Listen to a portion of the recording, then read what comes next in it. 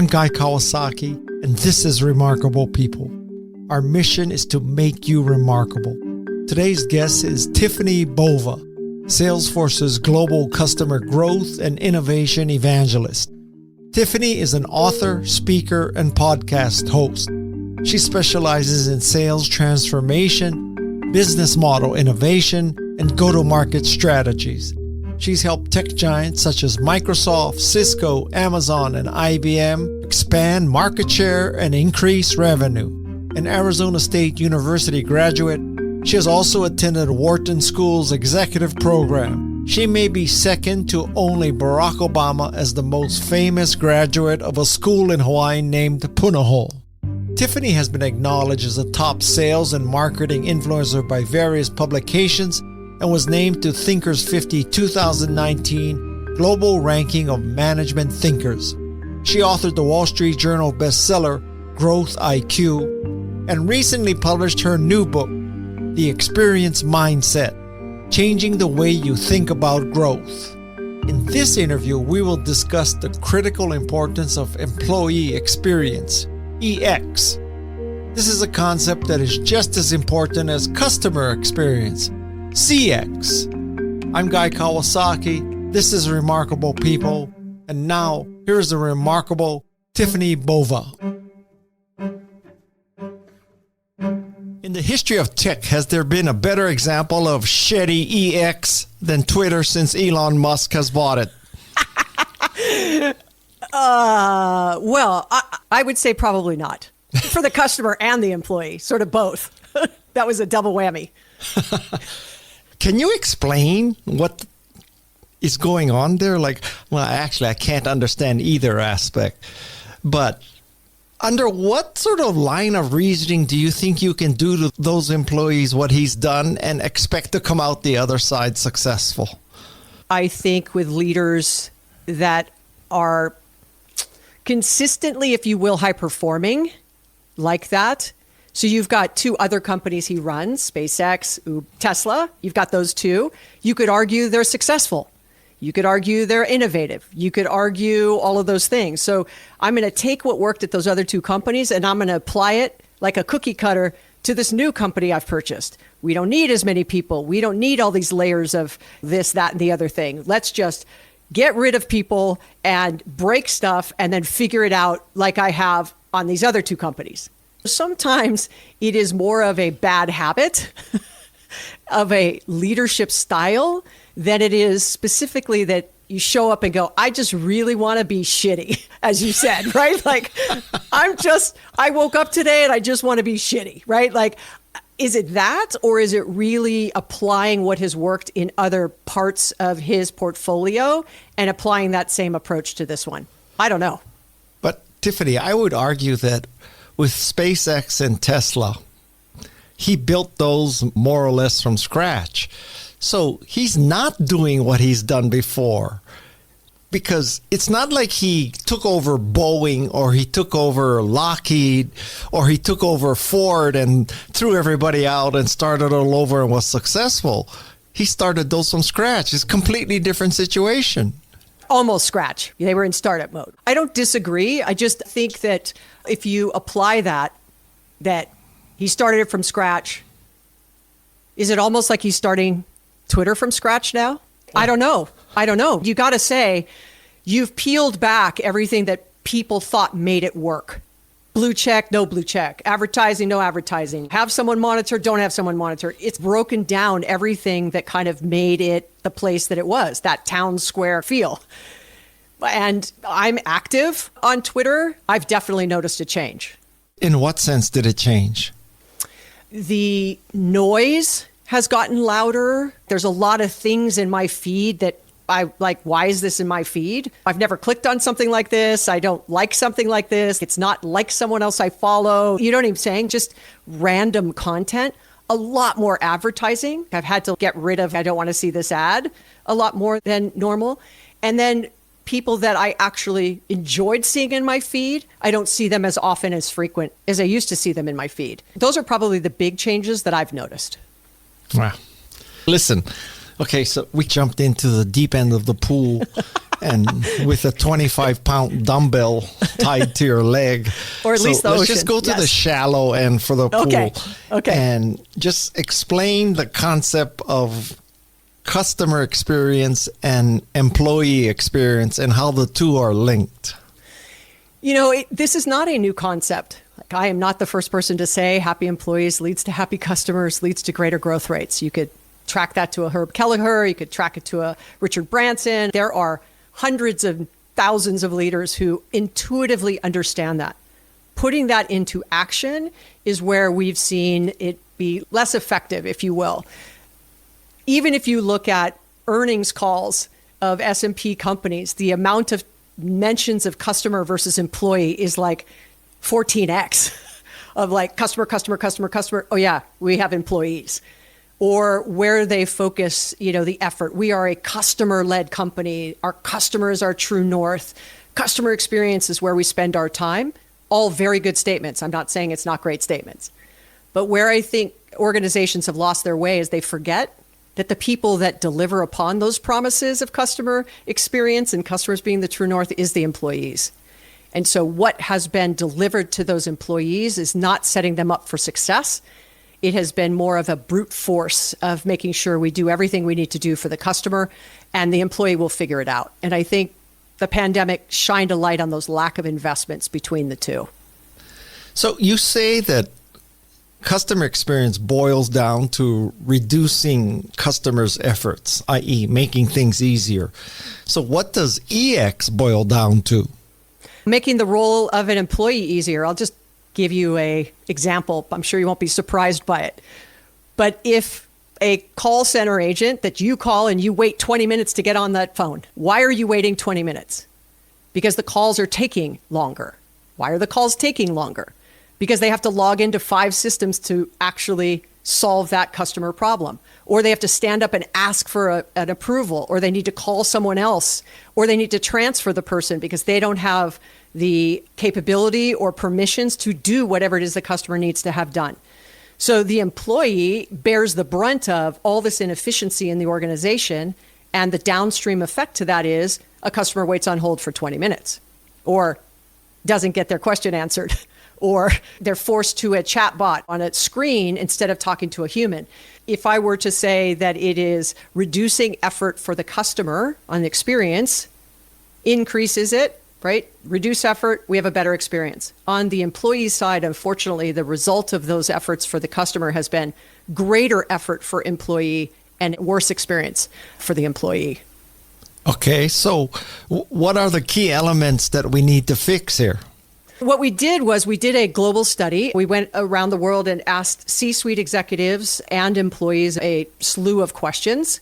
And we found that the employee actually said tied for number one for the reasons that they believe that the company is unable to be as successful as it could be. Number one was people leave too often. Tied for number one was outdated tech. The executives actually said outdated tech was number 6. It was the greatest gap between what the executives thought and what the employees thought was holding them back to sort of long-term growth. And so if you just sit on outdated tech and you go, well, how's that possible? Like, Guy, you and I have been doing this for a minute. How could it possibly be that it's outdated tech? A lot of it is because those executives don't use the technology their employees use every day. So they're not actually aware of what is happening in the organization as it relates to what technology is being used, when, where, and why. Wait, back up for a second. You said outdated tech was tied for employees leave? You mean turnover? No. So tied for number one by employees was, tied for number one was employees leave too often. And the second tied for number one was outdated tech. No, but when you say leave too often, you mean go out to lunch or quit and go to another company? Quit and go to another company. Oh. So it's super disruptive to the employee base, right? If a high performer from your team leaves, or your manager leaves, or the person running a project leaves, it's really disruptive to those quote unquote left behind. Those that are left holding the bag of all the work that now needs to be done because somebody has left. And so that momentum, that team, that collaboration, all the things that happen when you get that kind of history walks out the door. And we've seen over the last 2.5 years, lots of people have walked out the door. So that is highly impactful on the employee side.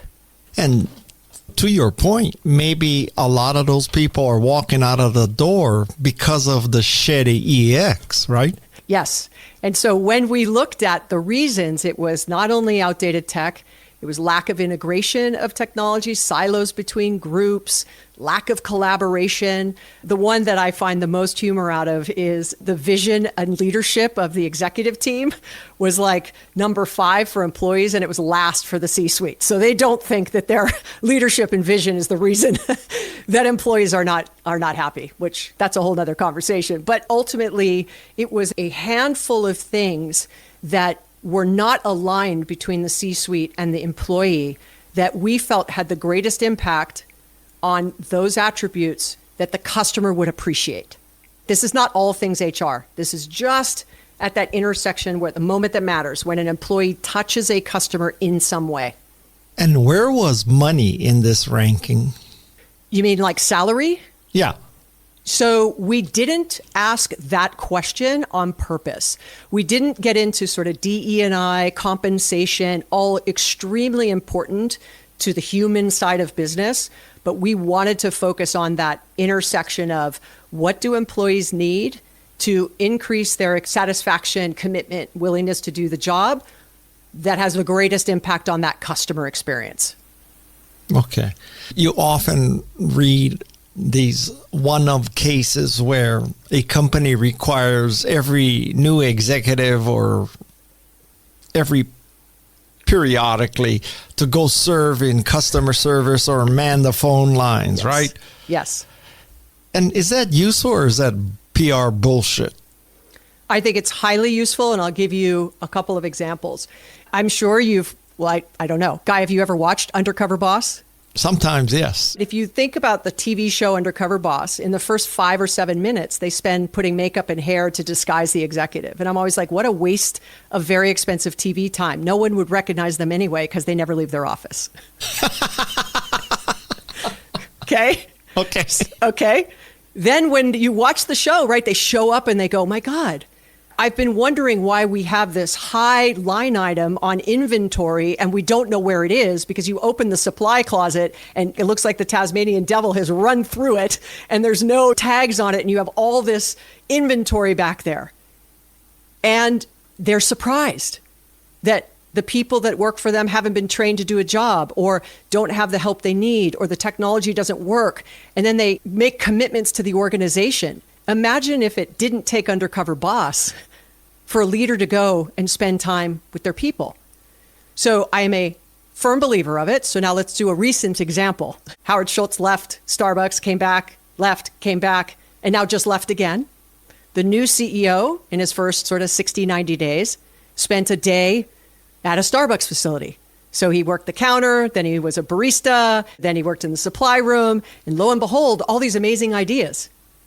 I'm going to do this now. An hour a day. An hour a day, I don't know if he said a month or a quarter or something like that.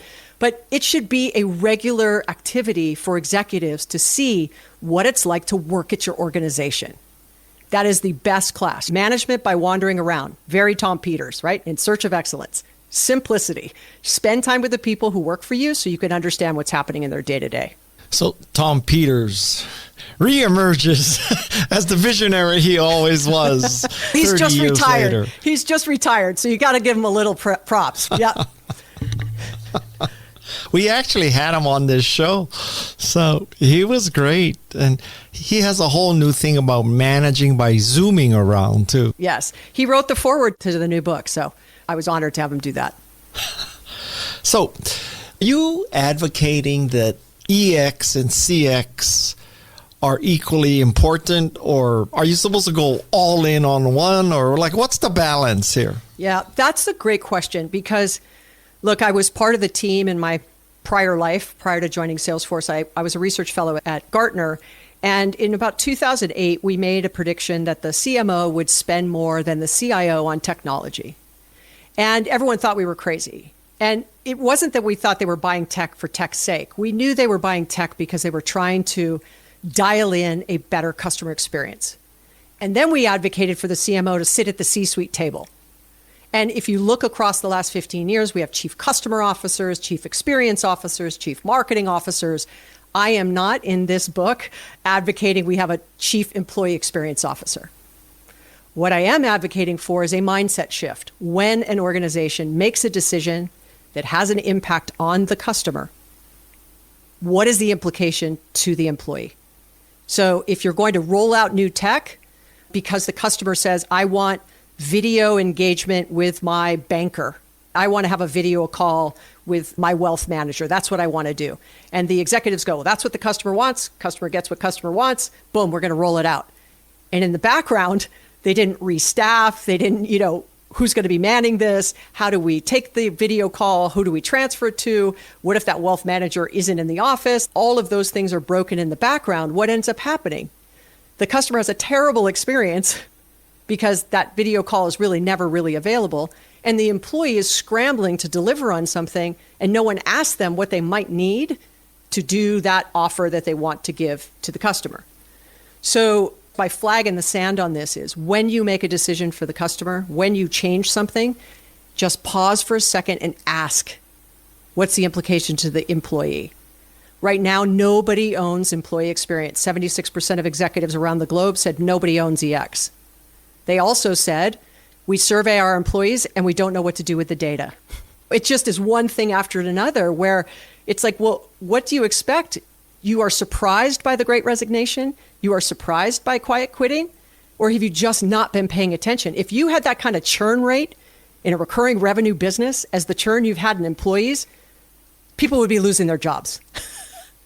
Okay, so who should theoretically own EX in a company? So this was the advice, that there are attributes and aspects that are HR oriented. So obviously, Chief Human Resource Officer or HR may have learning and development, career development, onboarding, those kinds of things that make up the employer-employee relationship and career development. On one side, you have the technology. So the CIO should be as interested in the tools that are used by employees as they are for what tools are used for the customer. And more importantly, not the keep the lights on kind of technology, but I mean literally like the average enterprise has, this was 2021 number, it's 900 or so unique applications. The average enterprise, 900 unique applications. Yep. Really? And 900? And now it's 1150. What? And the 900 number, sit on the 900 number for a second, only 24% of them are integrated. Better to be a barista. So point being, who has to navigate this lack of integration? Employees. So like the CIO or IT manager has to be involved. So we've got HR, we've got IT. And then you definitely want to have, whether it's the chief customer officer or the marketing or whoever has the CX ownership, need to jointly share this initiative, but it has to be a corporate mandate from the top. If you're going to track something like Net Promoter Score, NPS, then you should track eNPS. If you're going to track a customer effort score, you should track an employee effort score. Like balance it in the management and pick 3 or 5. Gartner put out that there's 50 metrics that are tracked for CX somewhere in the company. That's a lot. And what's tracked for employee? It might be 3, 4. Who's in the pipeline? What's attrition? What's the satisfaction score? So for me, it isn't ownership as much as it is a mindset shift to make sure that we try to get more in balance. It's never going to be 50-50, but right now it's so off that we need to pull it back closer to the kinds of efforts we're putting in for customer. But just to be a devil's advocate here, if you're saying it's a mindset shift for everybody, the flip side of that is it's nobody's ass on the line. So how's it going to happen? Just kumbaya? No. So the metrics have to change as well. So that's why I was saying, I usually, when I'm sitting with an executive, I'll ask them, what's your top 5 CX metrics? And then I'll ask, what's your top 5 employee metrics? They can rattle off the C, right? They could probably even say what their NPS score is and how it's progressed. Because guess what? They're measured on it. Guess what? Their incentives are attached to it. They're very keenly aware of what's happening. And then when we get to employee, they might say, oh, our customer satisfaction score is this, our attrition rate is that. And then I go, okay, but what about, do you have the balance of, So at a minimum, the metrics have to align. So if you've got 3 or 5 top CX metrics, try to match it on the E side. So that's your way of saying, I'm going to hold the executive team accountable on both sides equally. Then guess what happens? They start to push it down of this is what's important to us. This is what we have to manage against. And for the management layer, making sure you have these kinds of metrics. But a lot of it comes from, I'm going to use ENPS as an example. So that's the Employee Net Promoter Score. It's, kind of that, would you refer someone to work here? Similar to if you were doing NPS. Instead of doing that, what if you did an instantaneous, and I know you'll appreciate this one. You just created a deck for a presentation. How easy was it for you to do that on a scale of 1 to 5? Oh, it was a 2. It was awful. Like I couldn't find the font library. I couldn't find the image library. I didn't know where to get this information. Where's the corporate deck, whatever it might be. But right away, you're asking an employee when they've finished a job, how easy was it to do that job? Now you can start to uncover where is it the greatest pain points for the employee. Similar to you ask a customer, how easy was it to order? How easy was it to close the ticket? Tell us how happy you were with the service call. Like we're asking customers all the time. We are not asking employees the same set of questions.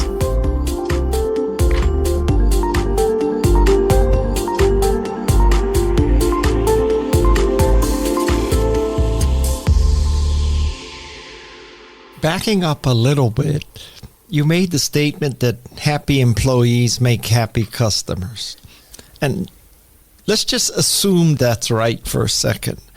My question is, how do you define a happy employee? Is it an employee who can play volleyball at lunch and pick from barbecue versus sushi versus, vegetarian pasta, free dry cleaning, dental service? The portable garage comes and changes his or her oil while she's at work. What is happy in this sentence? The one I use is the fastest way to get customers to love your brand is to get employees to love their job. And love is worse of a point, right? We're like, how do you define love or happy? That sort of understanding. And so having a baseline of where you're starting from. So how satisfied are they? How productive are they? How quickly are projects getting done? What kind of kicked me off on this was I was standing on stage at an event in Vancouver, and I said, I didn't think it was a coincidence that Salesforce is a great place to work pretty much globally. It's one of the most innovative companies in the world. It's the fastest growing enterprise software company. So if it's a great place to work, we're more innovative. Our customers are happy and we're growing. So could I prove it? Like, it's great to say, but could I prove it? So what we did was we did plotting of US companies, and we said, let's look at Net Promoter Scores, and let's look at Glassdoor ratings, and let's look at all these things that were publicly available. So there was publicly available companies. And we could map that those that were high on EX and high on CX had a 1.8x faster growth rate than those that did not. So for $1 billion brand, it was a $40 million impact. But the attributes that went into that, going back to happy and love, those words, showed itself in attrition, showed itself in best place to work, showed itself in satisfaction, showed itself in innovation. It shows itself in the output of those employees and their willingness and commitment to do something. Now, let me put a little asterisk here. There was a stat that came out the other day that I shared on Twitter that was the digital transformation's failing. And the willingness of employees, dropped from 76% of willingness of employees to do these digital transformations down to 19%. What? Yeah, from 2017 to now. So it was like the willingness of employees has plummeted. So I posted it, right? I got a lot of feedback like, well, that doesn't make any sense. I'm like, well, if I'm not willing to do what I need to do this project, it ain't going to get done very fast. Or I'm not willing to use the new tool. How many times does, let's just say, a Canva get deployed or a Salesforce get deployed, and then you have a utilization problem? Like, no one's logging in. No one's using it. Never right? With Canva. So with us, we definitely do. We have that utilization problem because sometimes it's just a bad deployment or there's no willingness from the employees. And so then you have this false negative of it's not working. Whatever it is you've deployed is not working. As an aside, Tiffani, I just want you to know that I gave Marc Benioff his first job when he was a freshman at USC, so I deserve some credit for the work environment at Salesforce. I know you did, and I'm thankful for it. There's no coincidence there. You gave him his first job. He loves Hawaii. We have an Ohana culture. That's something three of us share. That's right. That's right. So I was going to say, and it's no coincidence I work here. It is a full circle moment. You mentioned the G word a few minutes ago, as in Glassdoor. What does a Glassdoor rating and the reviews you read really mean? Is it just, only the most pissed off and the most happy people fill out those things, or is it accurate and reflective of what's going on in a company? I think it's directional. Right? So to your point, it may be super happy, it may be super unhappy, but it'll have the middle of the road as well, which also is an opportunity. If they're not super happy, why not? If they're really disgruntled, why? And if they're super happy, why? And so it gives this unfettered. It is not a survey. It is not a scale of 1 to 5. It is, this is terrible. It sucks. Like, you don't want to work here. Or this is amazing. You want to work here. It's the best place I've ever worked. Whatever it might be. But going back to what we said a few minutes ago about Undercover Boss, it requires people to actually go and read it and listen to it and then go, hold on a second. I've noticed the sentiment has really dropped in the last quarter. What happened? Oh, this leader left. Or this division was rolled into that division. Or we made an acquisition. Something changed. And so if you are watching those signals, then that is one data point. So I think directionally, it's going to give you insights into things you may have a blind spot on, especially if you're only surveying once a year. So in the real world, let's say someone is considering going to work for a place, and let's say its Glassdoor rating is 4.1, 4.2, up there, good rating. But then you read the comments, and it's absolutely bifurcated. Worst CEO I've ever worked for, greatest CEO I ever worked for. What are you supposed to do with things that so conflict each other in the comments? So if I were going to be looking for work again, I would look before I interviewed. And then the things that were super polarizing like that, that's where I would ask questions. I see mixed reviews around the CEO, like their leadership style. People either like it or don't like it. Why do you think that is? I'm talking about me. I'm interviewing somewhere, right? And so it gives me the ability to know what questions do I want to ask based on what's important to me. And they may say, look, I'm in a call center. I'm going for a call center job. If the CEO is not a great leader, does that impact my day-to-day? I don't know. I'm going to report to this leader. That's a different story. I'm in middle management and I aspire to grow in this company. That's a different story. So I think, once again, it's a data point by which people can inform their interview questions and where they would want to know more information.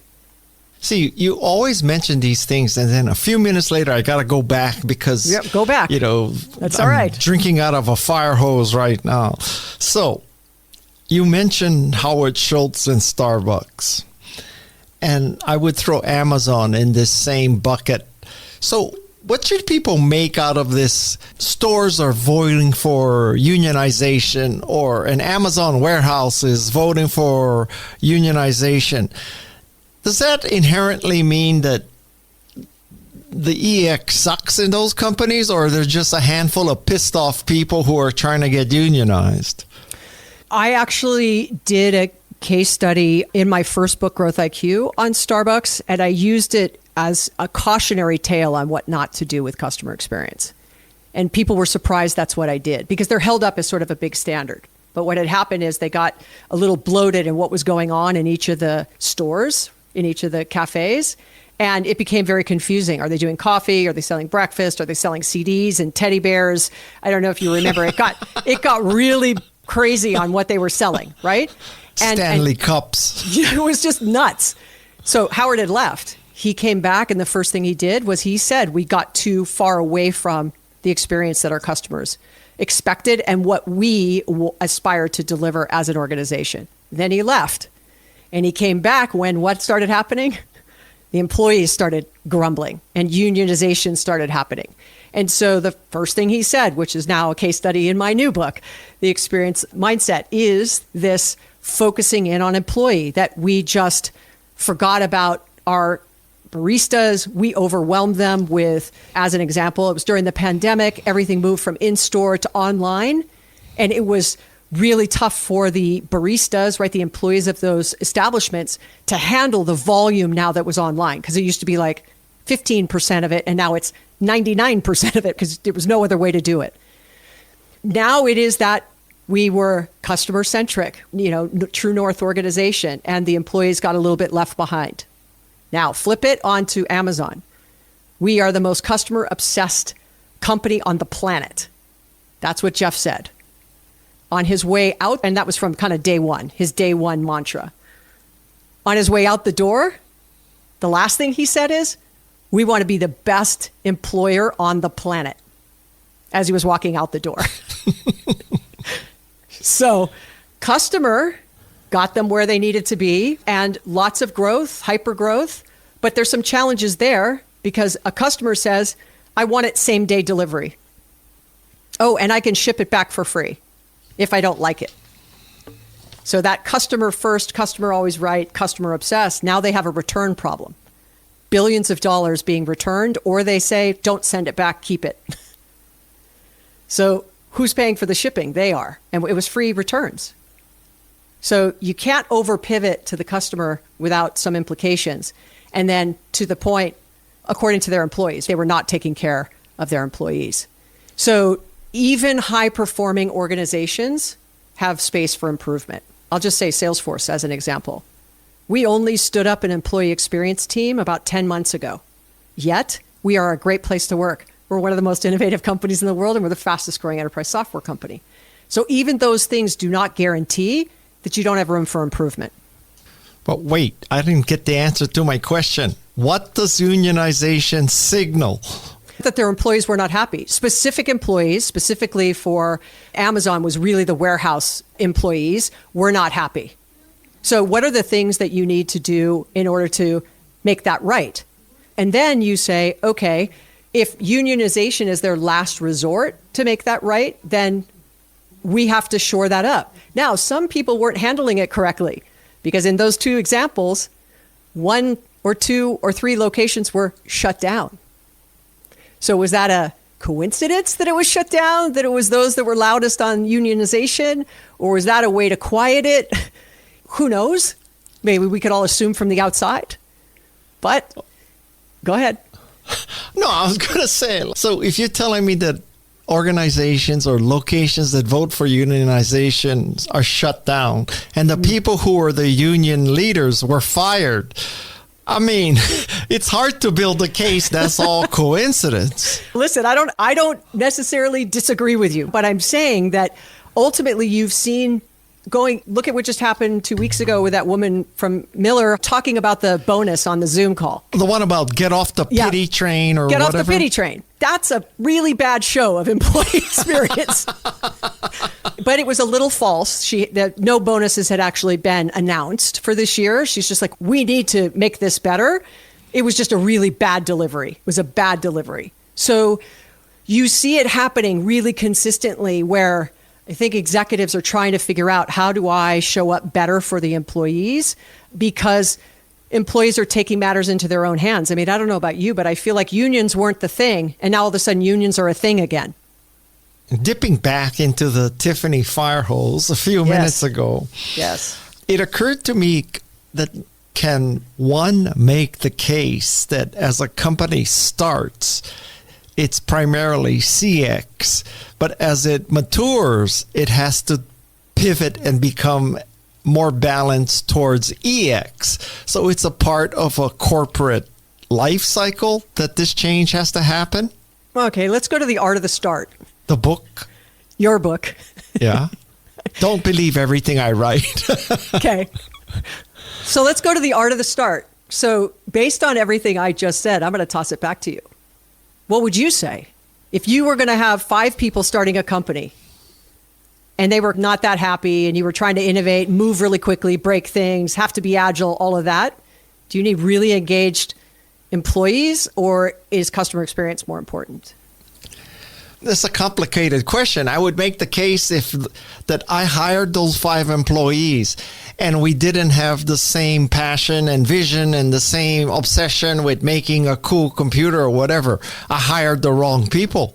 I would make the case that in a company's life cycle, you need certain kind of people at the start to create the product and wage war against an incumbent or a new market.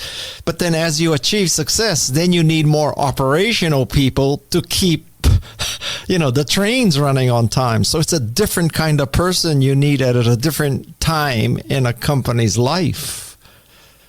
So I would agree with you. And I would say that this is that mindset of what I don't want to have happen is the gap between those two things gets so big that when you start to go to make that change, that you have a lot of ground to make up. Versus if you just ask that question, like I just said, be totally customer obsessed. When you do something, just ask the question, are we giving our employees what they need to be successful if this is what we're going to do at this pace and these are the expectations? If they just ask that question, they could be doing 2 things at the same time. It's sort of this bimodal of one's going to give, one's going to take. It'll never be even, but let's not forget one for the other. And so I would say if they're going to be completely focused on the customer and you've hired well in the first round of hiring, let's just make sure you don't end up with 900 applications with only 24% of them integrated. Let's not get there. Okay, point taken. How do you think remote work figures into EX? Yeah, so when the pandemic first 6 to 8 months after everybody went on lockdown and was working from home, it was like a 3,000% increase in the purchase of keystroke tracking software. Not a good sign. Not a good sign. So I trusted you when you worked here. I trusted you when you were in a cubicle. I don't trust you when you work at home. So what does that say to the people? Do you care about what's going on? By the way, some call centers actually required the camera to be on all the time. So that's not a great look, right? That is I don't trust you. I'm hyper-focused on productivity, etc. Now, I think the good that came out of that was more focus on mental health, more focused on what people need for a little more work-life balance, like people were working from their kitchen counters. Not everybody had a space that they could work in that was separate from their house, and kids were home, and it was a lot of challenging situations. But what I'm worried about now is you see a lot of companies snapping back to the way that it was before and letting go of some of those people investments, because either they need to get back to productivity, everyone has to get in the office, we need to cut costs, whatever the reason might be, that I worry that we're going to go back to some of those old behaviors. So now for me, I think hybrid is the answer. I don't think it's always in. I don't think it's always remote. For certain roles, it's always in. For certain roles, it may be always out. But I think a hybrid of pick 2 days a week or 3 days a week that the team all gets together in the office. I think there's a ton of power in face-to-face collaboration, that walking around and seeing people and asking quick questions. You feel like you're a part of something. I think that's very valuable. I've worked from home remote for 18 years, but I don't just work here 9 to 5 days a week. I'm on the road. So I get that interaction, because when I was locked up and I was home 5 days a week all day, it was much more difficult for me. I really missed that human interaction. So I hope hybrid is where we land, where appropriate. Our discussion has been perhaps unconsciously biased towards tech, large company, consumer brands, Starbucks. But what if I'm listening to this and I just own a restaurant or a dry cleaner or a surfboard shop or something? And I'm thinking, okay, I understand, but we don't have 900 applications to integrate, Tiffani. I'm just trying to make people eat my ribs or buy my surfboard or shop in my single location store. So what does that person do for EX? So I asked 2 questions. When was the last time you caught an Uber ride, Guy? or Lyft. A seemingly simple question has a complicated answer. So when Uber went on its whole binge where, to me, I perceived it as a very misogynistic company and that just trod on employees and particular women. So I boycotted Uber. I will not catch Uber to this day. I will catch Lyft, but I haven't done either for a while. First because of the pandemic, and then now because I just refuse to travel. So I know that's a long answer to a short question, but... So let me take you back. You are making, as a consumer, a conscious decision to not deal with a brand because of how they treat their employees. That's absolutely true. Yes. There you go. There you go. Proves the point. So now, since you don't have that one, usually what I ask on the backside of that is, let's say you said last month, let's just say. I would say, what did you pay? Most likely you're going to say, I don't remember. Yeah. Then I'll say, did you have a male or female driver? Were they talkative? Was the car smelly? Was the music too loud? Were they really friendly? Did they help you with your bags? You're going to remember all that experience much longer than the price you paid. So now I'll ask you about a restaurant.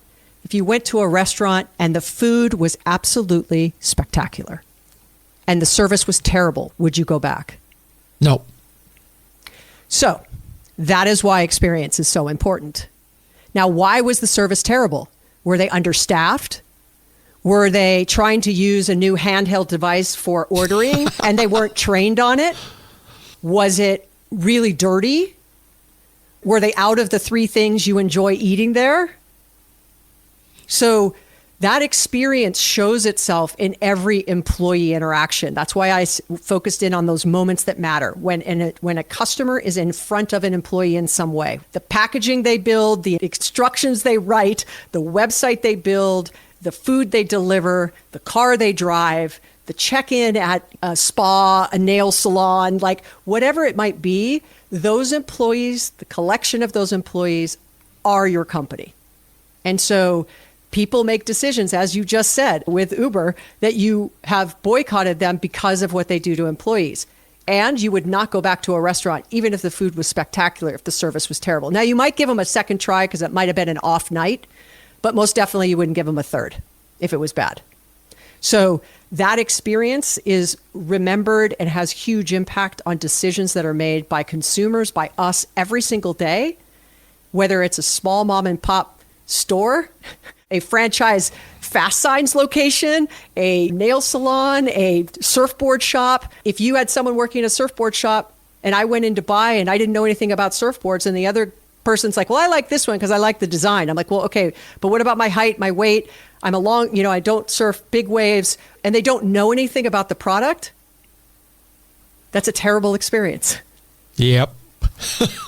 That's why it's important regardless. And we use the big examples because most people have had experiences with those big companies' employees. But to your point, you are correct. It's impactful. You need one employee, but treat yourself good if you're a solopreneur. But if you've got, a handful of employees, it's equally as important, if not more so, because you only have a handful. I give a Canva example. So I've been with them twice down at World Tour Sydney events the last 2 years. And their employees are really happy. And look, they're growing like gangbusters. And they love their CEOs and their founders. And look at the company's growth. So there is lots to be said for, if you're looking to accelerate growth, don't just only exclusively think about the customer. Up next on Remarkable People. This is where it gets tricky, and I'm not avoiding this because I don't want to say it. It is because there are pieces and parts of companies that it was the warehouse employees that really felt the greatest pain. It was the baristas that really felt the greatest pain. Would you say corporate employees were feeling that unhappy, or is it pieces and parts of the organization?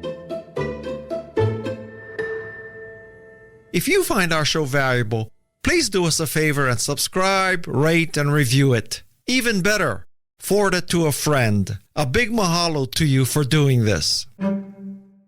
You're listening to Remarkable People with Guy Kawasaki. I checked yesterday to prep for this interview, and the Canva Glassdoor score is 4.7, and the Salesforce Glassdoor score is 4.2. There you go. There you go. There you go. Honestly, I'm not surprised. We've just had 2 rounds of layoffs and it's a tough time. And so ultimately, but that's what I was saying. Why is it happening? What are the signals? Is it just because we had the layoffs? I don't know. I haven't looked, but ultimately those are telling signs. Okay. Shifting gears. How can ChatGPT, and let's lump all AI into ChatGPT. How does Tiffani Bova think that you can use ChatGPT, if you do, to improve the employee experience? So we are doing something called Einstein GPT. A lot of it is, sales reps and customer service agents will write very similar, consistent, repetitive responses. So can we create that kind of response using AI instead of a human doing it, so that we can focus the humans, right, on doing the more nuanced, complex kinds of responses? And so I think that it has the ability to scale and augment and offload those repetitive tasks that take up time. However, the caveat on this is, I'm not yet a fan. So, I'm sure you've played with it as well. I got asked a couple interview questions, and so I asked ChatGPT. I'm like, let me ask and see what the answers would be. Would I say something similar? I'd say 75% of it was pretty good. I had to edit some of it. Like, I wouldn't say this way, or I don't actually agree that is before that, or whatever. Small, subtle stuff. But it got me started. It definitely got me started. And the smarter that it gets, the better I think it will be. But I do think it has the ability to scale misinformation and disinformation. So part of the challenge in all of AI and automation that we've had just in sales and customer service over the years is like social selling at scale. If you do it terribly, it's a really bad result. So I think that companies have to have a strategy. They have to figure out how and where to use it. And they need to put some guardrails in place as they learn through what will work and not work without degrading the level of service that is delivered. Well, Tiffani, I'll tell you, one author to another, I use ChatGPT every single day. I'm writing another book. I'm not saying I copied you, but I'm naming my book The Remarkable Mindset. Awesome. I'll take it. I like the mindset word. Anyway. I'll take it. I'll take it. Let's say, I think that in order to be remarkable, you need to really understand how to apologize. Okay? Agree. So I have an expert in that. Her name is Lisa Leopold, and she gives me, these are the 5 things you need to do. But I will also ask ChatGPT, how do I apologize well? And it may give me a 6th thing. And so I use it as a research assistant, not to generate text. After this interview, I bet you, if you go to ChatGPT and you say, give me examples of companies that blew it because of poor employee experiences, it will give you a lot of examples that you can use in your book or speech. Probably. And as it gets smarter to go out to the web, I could say in the last 30 days. Yeah. Because in beta right now is going out to the web. Because that could have been like, I'm going to interview Guy Kawasaki. I want to know what 3 questions I should start asking him. And it will go crawl, what's the last things you've been saying? We're not quite there yet, but yeah. Funny you should mention that, because I have tried to do that with ChatGPT, and the questions it comes up with are crap. Let's take an example. I interviewed Ginny Rometty, who was the CEO of IBM. And I said, what should I ask Ginny Rometty? And it gives me very sort of expected NPR-like questions like, how do you see the future of technology? How do you manage a large company? What do you see as promising technologies? Like total bullshit questions. So I don't think it's good for that yet. So there is a web version that will crawl the web that's in beta right now that will say, tell me what I should ask her based on her last 3 interviews. And then you can ask her something that she hasn't been asked, or asked a different way, or in her answer, it actually gave us something else. So you're right. It's not right yet. It's not there yet. But these are great examples of how curious do you want to become and where and how you can use it. And I agree with you. That sort of 6th thing or the 4th thing or the thing I didn't think about, it just makes you go, okay, you may not agree with it, but if you agree with it, all the better. Thanks. That's the sixth one. So I could tell you right now, for this book, I'm going to put in a section that is inspired by you, citing you, right? And I'm going to ask ChatGPT, give me examples of companies that blew it because of poor EX. Now, I know the examples you have in your book, but I'm looking for even more so I can build a table of examples. And I guarantee you ChatGPT will help me. I guarantee you.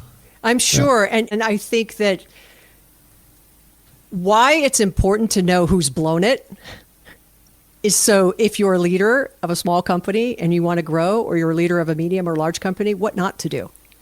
It's not about shaming people who have done something wrong. It's about what you don't want to do. But you know what?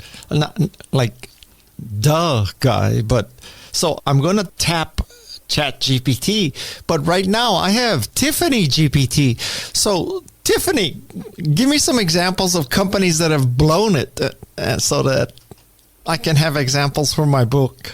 This is where it gets tricky, and I'm not avoiding this because I don't want to say it. It is because there are pieces and parts of companies that maybe, so we were talking about some of those brands before, that it was the warehouse employees that really felt the greatest pain. It was the baristas that really felt the greatest pain. Would you say corporate employees were feeling that unhappy? Or is it pieces and parts of the organization? So that's why it's hard to answer that full writ. Like, this company is terrible at it, right? Because you could say from a customer experience standpoint, like Macy's right now, if you've gone to a Macy's store, like it's so sad. Like, you just kind of go, wow. And the people that work there are just uninspired.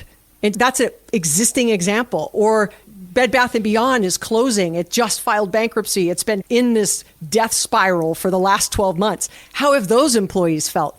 It was a very specific situation or part of the company. So that's why I don't always like to call someone out. I like the positives. Like, I think Chewy does amazing work. I think Zappos does amazing work on both sides.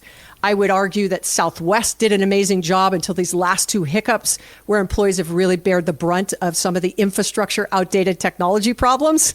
That's why it's always tough to just blanket answer that question. I'm not avoiding, I'm not trying to be political. I'm just saying it's just not fair to call someone out when there are pieces and parts of all companies that have opportunity for improvement. Pardon my ignorance, but what is Chewy? Chewy. It's like the Zappos of pet food. That's the best way to describe it. So literally, they know your pet's names. And when your pets pass away and you cancel the subscription, employees will draw pictures of your pets and send it to you. They send you condolence cards. They are hyper-focused on CX with a huge angle on E. That's why I say they're very much similar to the Zappos kind of mentality or mindset. Chewy. Okay. So you successfully avoided giving me the Hall of Shame. Yes, okay? I did. So now, give me like Hall of Fame. Oh my God, guy. And don't use Salesforce. Oh my God, this company just has the greatest EX, or this company showed the greatest turnaround in EX in the history of business.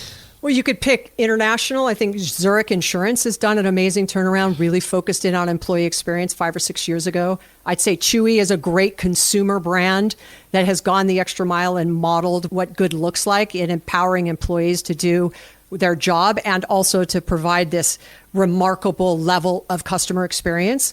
Zappos is pretty consistent. You could say a Nordstrom is another one, really aligned around employee and customer. Ritz-Carlton.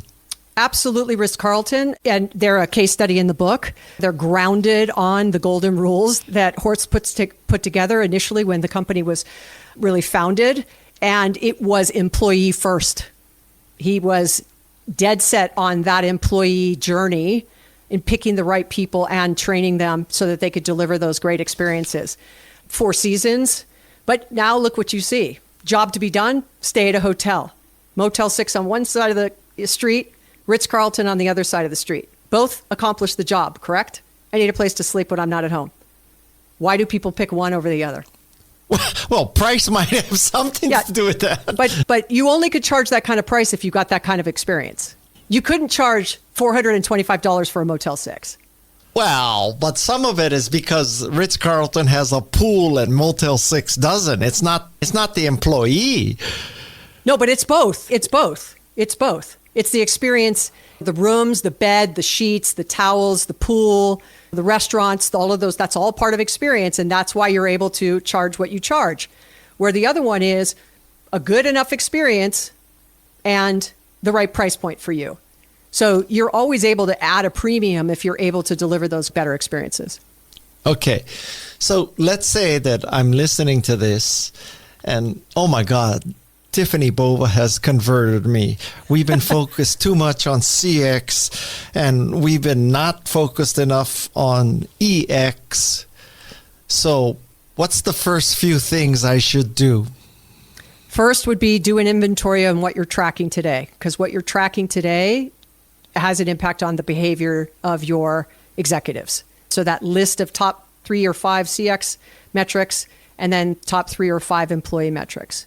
Next thing I'd say is understand when the last time you surveyed your employees was and understand what they said. And did anyone do anything with the top pain points? And then same thing for the customer, which that is more likely happening than employee. The next is if you have customer advisory boards, you should have employee advisory boards. If you journey map your customer, you should journey map your employee. Like balance on the 4 or 5 key efforts that you do now for customer, for employee, and it starts with that inventory. Inventory what you're doing today, and then look for areas in which you can begin to slowly shore that up by involving your employees in this effort. If they feel you are asking and listening, they're more likely to be willing to absorb the level of change they're about to face. Will you just explain how an employee advisory board would work? Who's on it? What do they do? Who do they report to? Who sees it? Yep.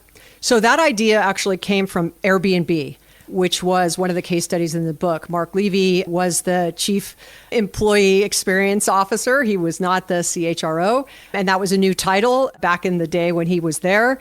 And their employee advisory board was called their control center. And it had people from all over the organization that would actually, when they were going to change something in the environment, that employee advisory board told them what would work, what wouldn't work, how to do it, recommended best ways to do it. And that was their sort of guiding light of making sure that employees were invested in all the things that Airbnb was going to ask them to do, because they did it on the customer side as well. And the interview process was also part of that. They would have groups of people that would interview from other parts of the organization, not necessarily the hiring manager. So they made sure that culturally, and to your point, had the same kind of mindset, was willing to do the things that they needed to do in the role. And that's how they stood up that employee advisory board, or an EAB. Okay. You got any closing remarks why people should buy your book? First, I'd say you should buy it because Guy's going to borrow the word mindset. That in and of itself. I'm borrowing it from Carol Dweck. Yep. Who I borrowed it from. So it's just a downstream borrow. Yep. But I'd say you can follow me on social media. I'm pretty active. The book comes out June 6th called The Experience Mindset. My first book is called Growth IQ. And it's always a pleasure to talk to you, my friend. Thank you for having me. I hope you enjoyed this episode of Remarkable People with Tiffani Bova, the Global Customer Growth and Innovation Evangelist at Salesforce.